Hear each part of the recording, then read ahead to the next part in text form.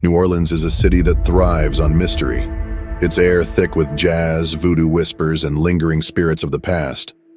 But among its many secrets, there's one name that sends shivers down the spines of even the bravest souls: Madame Delphine LaLaurie. She wasn't just another woman of high society. No, Delphine was something else entirely. A creature wrapped in elegance, hiding the heart of something monstrous. And her mansion? It wasn't just a home, it was a house of horrors.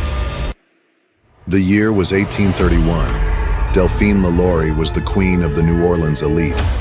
Her extravagant parties drew the most powerful and influential people to her mansion on Royal Street. They would drink fine wine, dance beneath crystal chandeliers, and marvel at their enchanting host, dressed in silk gowns with a smile that could stop anyone in their tracks. But beyond the laughter and clinking glasses, there was another sound. Something faint, something desperate. Late at night, when the music had stopped and the streets were silent, neighbors claimed they heard it, the muffled cries of agony. At first, they dismissed it as drunken imaginations, but the whispers grew louder.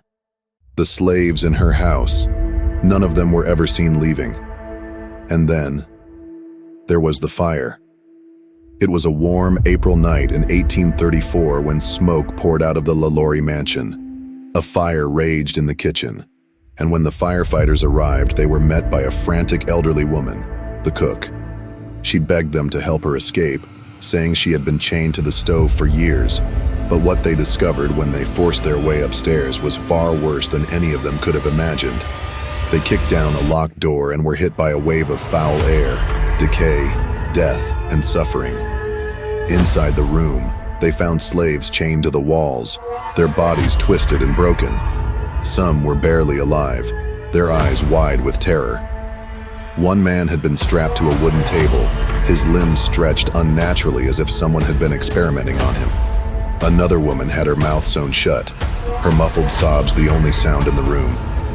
One man had been locked in a cage far too small for his body, his bones contorted at unnatural angles.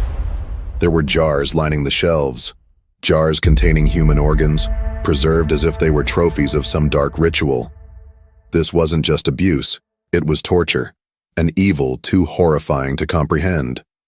And in the middle of it all stood Delphine LaLaurie herself, calm, her dress unblemished, her hands resting neatly in front of her as if this were a tea party and not a waking nightmare. When the rescuers demanded answers, she offered them nothing except a chilling, simple warning. Mind your business. But the city couldn't mind its business any longer. When news of the horror spread, a mob of furious citizens surrounded the mansion, torches in hand, determined to see justice done.